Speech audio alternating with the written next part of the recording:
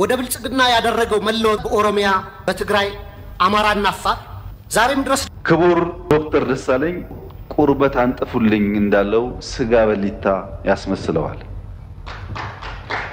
የትግራይ ውጊያ የኢትዮጵያ መንግስት ከግጭት ከጦርነት ተጠቀማለሁ ብሎ የሚያስብ መንግስት ነገ ከነገ ወዲያ ምናልባትም ሊፈነዳ የሚችል በዚህ ጦርነት ሊጠቀም የሚችል ብቸኛ ሰው ቢኖር አቶ ኢሳያስ አፈወርቂ ነው። ኤርትራ ህዝቡ ማይጠቀም ሞቱማ ወልወራን ስተርሲሞ ኢሳተ ወልቲ ቦኢንሳ ኡመታቲ አላ ከጅራቹ እንደንደነ ነጋፊ ሀዊ ገርቴ ኡመኒ ጋፋቱፍ ከነጃፊ ጉረ ሂንቀም ነቹላን ቀራራ ዶክተር ደሳለኝ ጫኘ ማና መሪ በከቦታ ኡመታ ይረቲ ዱበቴፊ አክሱሙ ዲቢሳ ሙኑቸ ሚኒስትር ዶክተር አብይ አህመድ አመን ተነዋሄ ነገኛ አካይሲት ሙለቴ አቲና መዘመተ የትንጋፈሮ ትግራይ ረቲ ሂርማቴ ኡመተ ዘመች ሲሳቲን ቱሬሚቲ የቹላን ዲቢሳ ንከነዳ አክሱማ ዋይ ወልቲ ቦኢንሳ ኢትዮጵያ ከሰቲ ዴማ ጅሩ ረቲ ጋፊ ጋፋተፊ ሙኑቸ ሚኒስትር ዶክተር አብይ አህመድ የሮ ዴቢሳ ከነ ወልወራን ሲኦቦለየኒ የሮ አቤሊ ፊ ቀቢል ዮኪን አቤሊ ፊ ካይ kan eegale jechuudhaan haala saniin fakkeenya godhatee dubbateetti jira. Inni biraa haasawa lidatoo yaalaa kaleessa godheedha. Lolli amma wal waraansi Eertiraa fi Itoophiyaa jidduutti eegaluudhaaf deemu Isiyaas Afwerqii qofa kan inni fayyadu. Muummicha ministeeraatiif illee tarii carraa isa dhumaa ta'uu danda'a kun jechuudhaan kan inni dubbate. Haga tokkomee viidiyoo isaanii waliin dhaggeeffannaa dabrabduu moobaala biraayee bakka deebiidhaan gara chaanala kiyyaa dhuftan isin jira. Oolmaya paarlaamaa irraa irratti irra guddaa waa'ee galaana diimaa waa'ee rakkoo nageenya biyya keessatti deemaa jiru keessattuu kan rakkoo naannoo Amaaraa kan Oromiyaa kana kan namni gaafatu hin jiru waan ta'eef yeroo hundayyuu adda durummaadhaan deebisaa dhabullee maybe gaafiyoo daangaa dabree rakkoo gartee aangoo muummicha ministeera Dr. Abiy Ahmed katuqu taate hidhaa kan dhamaniyyuu warra kana kan dhugumatti gadi fageenyaan gaafatu jechuudha. Warra illee ammoo waan ittiin maaloo ta'uu qaba akka rakkoo nageenyaa kanarratti gartee nagaa barbaanna akka hin jenne waa'ee Tigraay kanaan yeroo hedduu kan isaan afaan daboolaman jechuudha. Mee waan Dr. Chaanyen dubbate kanaafi warroota paartii morbituu keessaa amma namni sirriitti dubbatu namichuma kanaafi nama meeqatu hafe namoota muraasatti fakkaata ka warra akka Kiristaan Taaddalee fa'aa hidhaa jiranii isaafillee sagalee ta'eeti ture jechuudha Chaanyen irra. Anammoo waan tokko fakkeenyaaf haga gartee amma wal waraansi deemee namni hundinuyyuu gartee abdii muratee anaaf tahaa jechuu kana hanga abdii irraa murate kana waan rakkoo gartee biyya san keessatti deemaa jiru hunduu walii hubataati jira. Duraan beeki kiyya karaa sirri jira. Ebalutu sirri hin jirre malee amma warri kun duraan warri akka Chaanyee maalii kunneen dhugaa dubbachuuf warra gartee Oromoodhaaf qabsaa'an kanaafi haguma gartee mootummaa sanillee jibban warra kanallee jibban jechuudha. Arran tana haasawu isaa kana keessatti ani haga tokko gartee waan liqinfamaa fi jirti. Miidhamaan gartee fakkeenyaa fi kabraa haqan qabu ana qofatu gartee haqa qaba waan jedhu san waan xiqqasho hir'isaa jiran natti fakkaata. Garuu rakkoon isaanii waan gartee maanoo ittiin tuqan santu keessaa bahuu dide malee jechuudha. ኢህአዴግ አምባገነናዊ ልማታዊ አገዛዝ ነበር። ወደ ብልጽግና ያደረገው መለወጥ ወይም ሜታሞርፎሲስ ደግሞ የሙሉ ጊዜ ጦረኛና አልቂት ጠማቂ አገዛዝ እንዲሆን አድርጎታል። በመደማመጥና ሰጥቶ መቀበል መርህ ላይ ተመስርተን አገራዊ ልዩነቶችን በማጥበብ ሁሉን አካታች ወደሆነ ማህበረሰባዊ መግባባትና ፖለቲካዊ ስምምነት ወይም ፖለቲካል ሴትልመንት ከማምራት ይልቅ ብልጽግና ፓርቲ በሚከተለው ጠቅላይ አገዛዝ ወይም ቶታሊታሪያን ሊደርሺፕ ምክንያት ሰላም ከራቀን ከራረም ባለፉት 6 ዓመታት በኦሮሚያ በትግራይ አማራና አፋር ዛሬም ድረስ ደግሞ በአማራና በኦሮሚያ ክልሎች በቀጠለው ጦርነት የዳርሱ አደርና ከተሜው ልጆች በሁሉም በኩል እንደ ቅጠል እየረገፉ ነው። የዚህ የእርስ በርስ መጠፋፋት ጉዞ ውጤትም የተባበሩት መንግስታት የልማት ፕሮግራም ባወጣው የ2024 72 በመቶ ወይም 86 ሚሊዮን ኢትዮጵያውያን በድህነት እንደሚኖሩ ይፋ አድርጓል። የውጭ ምንዛሬ ለውጡንና የኮሪደር ስራ ተያይዞ መኖሪያና የንግድ ቤታቸው የፈረሰባቸው በመቶ ሺዎች የሚቆጠሩ ችግር ላይ የወደቁ ዜጎችም አሉ። ለምሳሌ በፈረንጆቹ 2023 ብቻ በተፈጸሙ 594 የመብት ጥሰቶች በትንሹ 8253 ተጎጂዎች ተመዝግበዋል። ከነዚህ ውስጥ 1106 ሲቪሊያኖች በአማራ ክልል 366 ሲቪሊያኖች በኦሮሚያ ክልል ተገድለዋል። በ5 ወራት ብቻ ከ250 በላይ ሰላማዊ ሰዎች በድሮን ተገድለዋል። ከላይ ለማሳያ በሪፖርቱ የተካተተው የተጎጁ ሲቪሎች ቁጥር ሲሆን አክቹዋሊ የተጎጂዎች ቁጥር ግን ከዚህም የሚበልጥ ነው። መንግስታዊ ኢሰመኮ ጥቅምት 13 2017 ባወጣው ሪፖርትም በአዲስ አበባ በአማራና በኦሮሚያ ክልሎች የተለያዩ አካባቢዎች በርካታ ዜጎች ያስገድዶ መሰወር ወይም ፎርስ ዲስአፒራንስ ሁኔታ ሊያቋቁም በሚችሉና ያሉበት ሳይገለጽ በተራዘመ ስር ውስጥ እንደሚገኙ ተመላክቷል። ክቡር ጠቅላይ ሚኒስትር ከላይ ያለውን የሀገሪቱን ነባራዊ ሁኔታ የተመለከተ ረጅም ትችት ያቀረብኩት ለጥያቄ መቅድም እንዲሆነኝ እንጂ መቼም ብልጽግና ስለ ሀገራዊ ችግሮቻችን አላይም፣ አልሰማም፣ አልናገርም ካለ ውሎ ማደሩ ጠፍቶኝ አይደለም። ብልጽግና የሚታየው ጦርነት የሚሰማው የቄስ ሞገሴዎችን ከንቱ ውዳሴ ከተናገረም ወይ ደረቅ ፕሮፓጋንዳ ወይም ነጭ ውሸት ነው። በመካከል የከሱና የመነመኑ እውነቶች የሉም ማለት ግን አይደለም። ዛሬም የቀጠልንበት መንገድ የዓለም ጭራ የሌሎች ሀገራት መሳቂያና መሳለቂያ ያደረገን ችግር ሲሆን ከዚህ የግጭትና የጦርነት አዙሪት በአስቸኳይ ካልወጣን እንደ ሀገር ለመቀጠል የምንችልበት ምንም ማስተማመኛ የለንም። በዚህ ረገድ መንግስት ዋነኛ ኃላፊነት ይኖርበት እንጂ የአማራ ፋኖ ኃይሎችና የኦሮሞ ነጻነት ሰራዊትም ጦርነቶችን ለማስቆምና የሚታገሉላቸው ዓላማዎች በሰላማዊ መንገድ እንዲመለሱ ማድረግ የሚቻልባቸውን እድሎች ሁሉ አሟጣው እንዲመለከቱ ለሰላም ለሚደረጉ አገራዊም ሆነ ዓለም አቀፋዊ ጥሪዎችና ጥረቶች መሳካት የድርሻቸውን እንዲወጡ በወከለኝ የባህር ዳር ከተማ ህዝብ በመላ ኢትዮጵያና በራሴ ስም ጥሪ ማለት ያድጊን ከሌሳ ስርነ ቢታ ዲክታተር ሚሶማዋ ቱሬ ሀገ ብልጽግናን ዱፌ ጅጅረብኒ አርጋሜ ዳበታዳ ወሊቦ ኢንሳ ሎላ ኦሚሹዳ ታቴ ትጅርቲ ቢይ ብልጽግናን ወሎዳን ገዲቴኔ ወሎዳን መሪያኔ ቲራኮ ጅሩ ፍሩ ገረ ዲሞክራሲቲ ወሎዳን ቢየ ቡልቹዳቲ ገራገሩማ ሲያሳ ጅሩ ገቴኔ ወሊን ዱበቱዳን ዲጲሱ መና sirna bittaa kophaa qeenxeeraati yookiin nugusaatiin diktaatarumaadhaan biyyattii akka barbaade godhuudhaan biyyattii nagaa dhoorguudhaati. Waggoota 6-7 dabre haga gartee biltsiginaan dhufe kana rakkoo nageenyaatiin biyyi keenya eega goolamtee nageenyi biyya keenya irraa eega fagaatee bubbuleeti jira. Namichi kuni waan biyya san keessatti deemaa jirurraa wanna tokko nan bifne duraan nama dhugaa hin turiniif malee rakkoolee kanneen yeroo dubbadhu kabajamoo muummicha ministeeraa Dr. Abiy Ahmed paartiin biltsiginaa gurra qabaatee rakkoo ummataa akka hin dhageenye dagachuu kiyyaa miti lola oomishuu wal waraansa oomishuu kanaadha malee waa'ee rakkoo ummataatii fi gurra qabaatanii hin dhagahanii miti mootummaa kanarraa abdii akkasii akka hin jirre osoo beekuun gaafataatiin jira. Ammas wal waraansa Oromiyaa fi naannoo Amaaraa keessatti deemaa jiruu fi akka nagaa buuftanii ummata bakka bu'e kan Bahar Dar kan naannoo Amaaraa gartee kana bakka bu'eetiin isin gaafadhaa kan jedhudha kaacanyeen wanti inni dubbate kun amma isatu nama dhugaa waan hin ta'iniif malee wanti inni dubbate kun soba jedheetiin hin yaadu. Paarlaamaa Itoophiyaa kanarratti gaafiin dhiyaatu kun sila calalamee achi dabramaami akkas jedhame natti fakkaata yeroo takka Profeesar Mararaa Guddinaa akkas jedhanii turan amma akkaataa itti Dr. Caanyeeni wantoota gartee biltsiginnaan dhagahuu hin feene waa hedduu paartiin kun iccitii isaa fakkeenyaaf maajikii isaa san akka namni tokko barbaadu natti fakkaata warri badhaadhinaa kun paartiin kun lolaa ala jiraachuu hin danda'u lola oomishaa jedhee fakkeenyaaf bakka iccitiidha jedhee yaada bakki tuni waan kanarratti gartee hayyoonni Oromootis biltsiginnaan wal waraansaa ala jiraachuu hin danda'u fakkeenyaaf Jawhar amma dura maal jedhee ture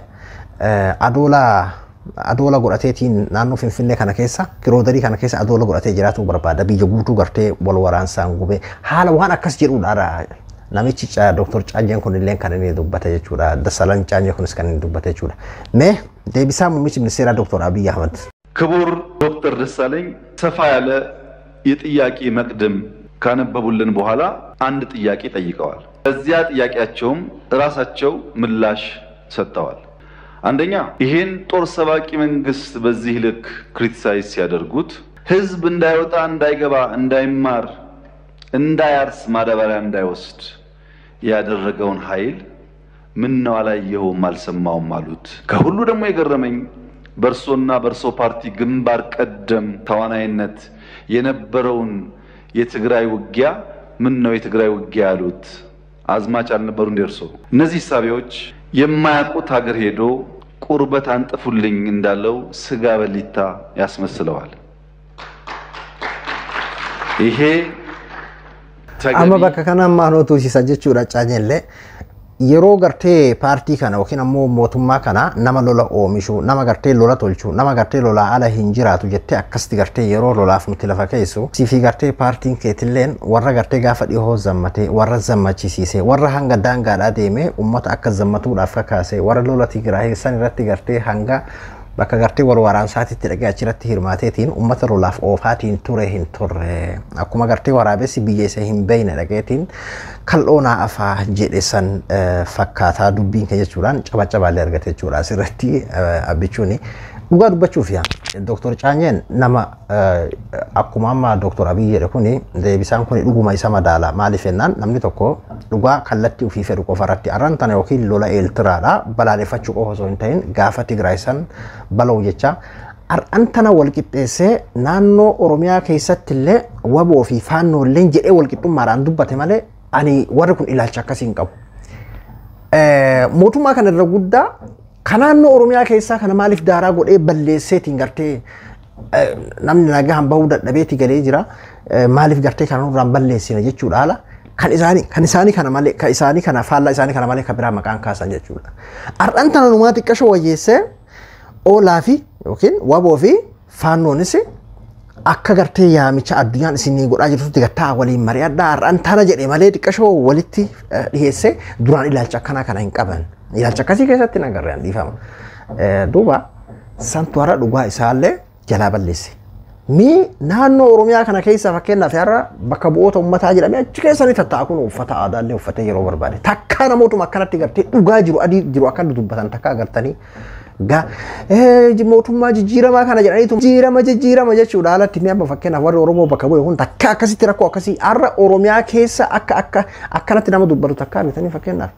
Innaa garuu ammoo akkuma Dr. Abiy jedhe bakka isan beekne dhaqeetiin kal'oonaa afaa jedhee san taate amma dubbiin caanyee akkasitti maarotu siisa jechuudha. Ana abbaan kanarraa waa hubata jedheetii yaada.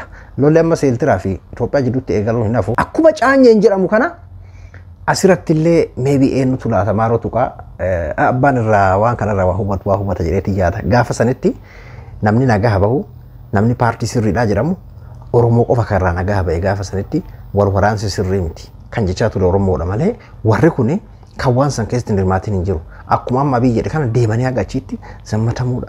Biyyi baraaramuu qabdi. Itoophiyaan hin diigamtu. Maal hin taatu je'anii rakkoo gartee lafaatiifis haa ta'u Abiyyi gaafsan Itoophiyaan feenuu ijaaruudhaaf deemaaf illee haa taatu warri har'a faannoo deeggaruu fi kan akka gartee Dr. Caanyee kan gartee faannoo dhaala paartii mataa isaa qabu Dr. Dassaalany Caanyee kunillee gaafsa waan isaan hin jedhin hin jiru jechuudha. Har'a homa gaafsan itti zammateen arrantana dhugaan isaallee akkasitti afaan isaa daboolamtee jechuudha. ተገቢ አይመስለኝም። በእኛ በኩል ያለውን ክሪቲክስ ችግር የለውም እንፈትሸዋለን።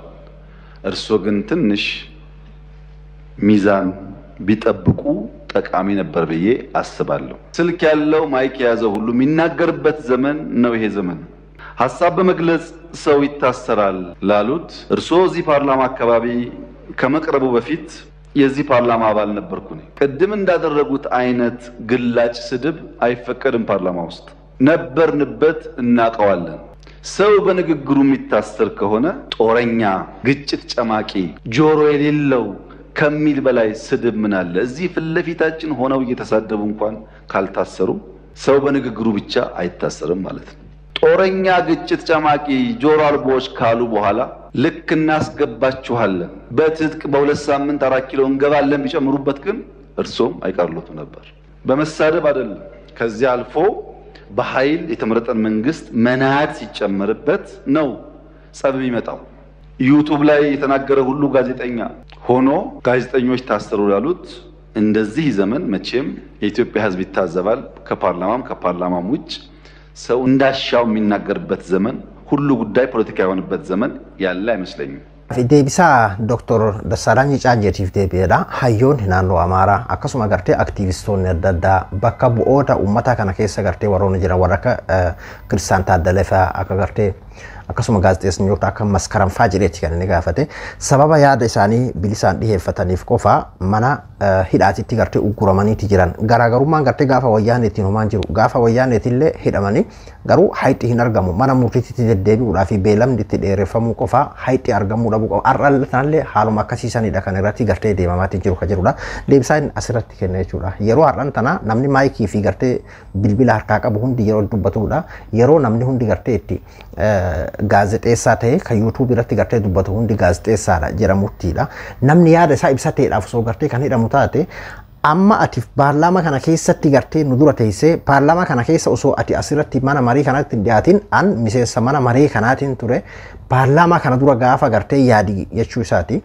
yeroo yaadi sanitti jechoonni arrabsooleen akkanaa kunniin dhoorgaadha ture mootummaa gartee wal waraansaa fi walitti bu'iinsa oomishu jettee akkasti gartee ati nu dura teessee akkasti gartee kaati paarlaamaa kanaatti dubbattee iyyuu osoo hin hidhamin namni yaada isaa dhiheeffatee qofaa fi miti kan hidhamaatiin jiru. Garuu ammoo akkasiin gartee arrabsoo kana godhee mootummaan kuni mootummaa wal waraansaa fi walitti bu'iinsa lolaa akkas gartee oomishu jedhamee akkasuma ammoo guyyaa 14 keessatti 4 kiiloo seennaan duubaan yeroo itti aanfameedha namni kan hidhaa seenu waan dubbateef qofaa miti jechuudhaan yaada keessanii jechuu kan deebiseef. Ammoo yoo dhuguma hawwiin gaahee nageenyaa taate hawwiin kan kee kan naannoo Amaaraa keessatti akka hin baranne nama dhorgee manni barumsaatti gartee akka daa'imman hin baranne godhee bakka namni itti walga'itti gartee kan fanjii irratti darbu warra abbootii amantiitii fi manguddoota jilbiiffatanii araaraa fi itti dhaqan ajjeesuu aadaa Itoophiyaatiin ala kan ta'e warroota sanirra hoo dubbatuu isaanii kan isaanii rakkoo isaanii san arguurraa hoo maaltu dhugaa sanirraa hoo maaltu gartee ija si qabe maaltu dubbatu si dhorkeedha kanaadha kan nama ajaa'ibu. Dr. Dassaalany Caanyee rakkoo inni godhatu gartee dhugaa isaallee harkaa awwaale. Warri kunneen warra gartee gaafa lola Tigraay beenzila arabaatiin ture jechuudha. Arranta namni hamilee kamiin duuba waa'ee nageenyaa dubbatu danda'an akkasuma gartee takkaa waa'ee rakkoo faan duraa dubbatee beeku namichi kun kaama dura qotee bulaan naannoo Oromiyaadha kophee qabaa kan ammoo naannoo biraa kopheen qabu waan jedhu faara kaasee ture hagas takka gartee miidhamaadha qotee bulaan naannoo Amaaraa jechuudhaan akkasitti gartee dubbatee ture jechuudha. Dr. Abiy ammoo kan na ajaa'ibsiise arraamiti wal waraansi yeroo gartee Abeelii fi Qabiil maal jedhama akka kiristaanaatitti yeroo Abeelii fi Kaayin jedhama akka yaamicha kiristaanaatitti ilmaan Aadam nabiyyanaa Aadam kan wal yeroo san irraa eegalee wal waraansi yeroo Haile Sillaasee yeroo Minilikii yeroo Dargii akkasii yeroo Wayyaanee akkasii yeroo amma inumayyuu kun waan rakkoo gartee akkuma namni jiraachuudhaaf namni uumame wal waraansi illee akkasumatti waliin uumame normaal no waan jirudha normaal no jette intalli gaafa kan normaal no waan jedhamu sani dhaarran tana muummichi ministeera Dr. Abiy Ahmed kan lafa kaayee jechuudha. Kabira haasa walidatu ayyalaa kaleessa godheedha haasa walidatu ayyalaa kaleessa godhe san keessatti wal waraansi Itoophiyaa fi Eertiraa jidduutti eegaluun waan dhuma hin qabne qophiitti jirama isaan lachuu warra lolaaf tolfame warra lola oomishu warra lola malee hin jiraanedha tarsiimoo isaaniiti jechuudha. ከነኒ ዱበቴ የኢትዮጵያ መንግስት ከግጭት ከጦርነት ተጠቀማለሁ ብሎ የሚያስብ መንግስት ጦርነትን ግጭትን ፖሊሲ አድርጎ የሚጠቀም ዋና ያገዛዝ መሳሪያው አድርጎ የሚጠቀም ግጭት ጠማቂ መንግስት ነው። የኔ የፖለቲካ ስልጣን ሊጠናከር የሚችለው ለረጅም ጊዜ ሊቆይ የሚችለው ጦርነትን በመፍጠር ነው። አንድን ህዝብ ከሌላ ህዝብ ጋር በማጋጨት ነው ብሎ የሚያምን ስርዓት ነው። አሁን መንግስት ይዞት የመጣው አቋም አዲስ ነገር አይደለም። ያገዛዝ ስልቱ ነው ይሄ ወደፊትም የሚቀጥል በዚህ ረገድ ጥርት ያለ ግንዛቤ ቢኖረን ጥሩ ነው። የመንግስትን ባህሪ ካላወቅን ሁሉ ጊዜ አንድ ነገር ይዞ በመጣ ቁጥር ይሄ ለሀገርና ለህዝብ ተብሎ የመጣ ጉዳይ ነው ብለን ከጎኑ የምንሰለፍ ከሆነ እሱ በጠመደልን ወጥመድ ውስጥ እየወደቅን ይሄ መንግስት ያለ ግጭት ያለ ጦርነት እኖራለሁ ብሎ የሚያስብ መንግስት አይደለም። ይሄን ደግሞ ደጋግሞ አሳይቶ አንድ ግጭት ይፈጥራል ከዛ ባልወጣበት ሁኔታ እንደገና ወደ ሌላ ግጭት ይሸጋገራል። አሁን እውነቱን ለመናገር የዛ አይነት ጤናማ መንግስት ቢሆን ኖሮ ሶማሌላንድ ላይ ሄዶ የፈጠረውን ችግር የገባበት ነው ቀውስ በተወሰነ ደረጃ እዛ መውጣት ሲችል እንደገና እንዲህ አይነት አዲስ ቀውስ ውስጥ ሊገባ ይችላል። ይሄ የሚያሳየን በቃ ሁሉ ጊዜ ግጭትና ጦርነት ከሌለ ልኖር አልችልም ብሎ የወሰነ መንግስት የኤርትራ መንግስትም የራሱ ስራ እየሰራ ነው። ያም ጦረኛ መንግስት ነው። አቶ ኢሳያስም ያለ ጦርነት ያለ ግጭት እኖራለሁ ብለው አያምኑ። እስካሁንም የኖሩት በጦርነትና በግጭት እያሳበቡ ነው። ወደፊትም በዚህ መልኩ ነው በህይወት እስካሉ ድረስ ፕሬዝዳንት ሆነው መቀጠል የሚችሉት እንዲህ አይነት ነገር በመፍጠር ነው። የኢትዮጵያ መንግስት አሁን ጥሩ ምቹ ሁኔታ ለሳቸውም እየፈጠረላቸው እኔ ራሳችን ማታለል ካልፈለግን በስተቀር የሰሞኑ የጦርነት ጉሰማ ግልጽ ነው። ነገ ከነገ ወዲያ ምናልባትም ሊፈነዳ የሚችል ስለዚህ የኛ ርብርብ መሆን ያለበት ከዚህ ጦርነት ማናችንም ተጠቃሚ ነው። ይሄ ጦርነት አንደኛ ሞቲቭ ትክክል አይደለም። ለኢትዮጵያ ህዝብ ጥቅምና ፍላጎት ተብሎ ይመጣ አይደለም። ዋና ምኪ ተሳላኝ ጫንሱን ፓርላማ ከይሳት ጀደፊ ዋና አመዲዳቱን ጀደኩ ወልፈካታ ሞቱማ ገርቴ ወልት ቡኢንሳፊ ሎላ ኦሚሹ ተርሲሞ ኢሳቲ ዋን ሃሪያ ሚቲ ዋያማ ኤርትራ ፊ ኢትዮጵያ አርት ወልት ጋርፈና ገርቴ አማ ሎላቲ ሴና ሙዳፍ ደም ኩን የቹን ቦሩ ይፍታን ቶርባን ካና ከሰ የሮ ወይቲ ደጋው ዳፍ ደም ነጀረት ጅራ ወልዋራን ሰቹን ሰን ኤገሉ ዳፍ ደም ነጀረት ጅራ ካና ስሪት ፊትሙ ቀምና ዮ ገርቴ ፈከናፍ ዋን ደማማ ጅሩ ናምን ዮ ቁባ ሂንቀባነ ዋን ገርቴ ሞቱማን ከሰ ሴኑ እንደዩ ዱጋ ሴቲ ገርቴ ወሊን ቦለ ሴናቲ ደማ ዋንተ ኤፊ ካና ቤኩ ጀረት ከሰዱ በተካለደት ወያላ ዶክተር አብይ በኪሳቸው ከያዟቸው የድጋፍ ማስተባሰቢያ ካርዶች ውስጥ አንዱና የመጨረሻው የቀይ ባህር ጥያቄ ነው የሚሆነው ብዬ እኔ መናገር የጀመርኩት ከ3 አመት በፊት ጀምሮ ይሄን ካርድ ለመጠቀም ሲሞክሩ ህዝቡ እንዳይሳሳት አስቀድመን ነው መናገር የጀመርነው ያን ካርድ ነው የመዘዙት አሁን ህዝቡ መታለል አለበት በርግጥም ለኢትዮጵያ ህዝብ ጥቅምና ፍላጎት ብለው ነው ይሄን አጀንዳ ያመጡት አይደለም የኢትዮጵያ ህዝብ ድጋፍ ያጣው ነው መልሼ ላግኝ የምችለው እንዴት ነው ብለው ካልኩሌት አድርገው ያመጡት የፖለቲካ አጀንዳ ነው ለሀገርና ለህዝብ ተብሎ የመጣ አጀንዳ አይደለም ስለዚህ ሞቲቭ ሮንግ ነው አንድ ሁለተኛ ታይሚንግ በምንም ተአምር ኢትዮጵያ አሁን እንደዚህ አይነት ጥያቄ ልታነሳ የምትችልበት ወቅት አይደለም በጣም ብዙ ችግር ውስጥ ነው የተዘፈቀችው ከዚህ ችግር ለመውጣት ራሱ የምትችልበት እድል በጣም ጠባብ ቀውስ ውስጥ ነች እርስ በርሱ ውጊያ ውስጥ ነው ያለነው በኢኮኖሚ ድቀት ውስጥ ነው ያለነው አሁን የኢትዮጵያ ህዝብ እርስ በርሱ እየተዋጋ ሌላ ጥቅም ከውጭ ሀገር ማምጣት የሚችልበት እድል ላይ አይደለም ያለው እና ከታይሚንግ ማንሳት ሮንግ ነው ሶስተኛ ከውጤት ማንሳት በምንም ተአምር ይሄን ወደ ውጤት መቀየር አይቻልም ነገ ሄደው አሰብን መቆጣጠር ይችሉ ይሆናል ሰዋት ከተቆጣጠሩ ማለት ዓለም አቀፍ ዕውቅና በማይገኝበት ሁኔታ ዓለም አቀፍ ድጋፍ በማይገኝበት ሁኔታ በኃይል ይዘህ እየተዋጋ ያን ወደብ ለኢትዮጵያ ጥቅም መጠቀም ትችላለህ ያን የባህር በር ለኢትዮጵያ ጥቅም መጠቀም ትችላለህ ሰስተነብል ነው አይደለም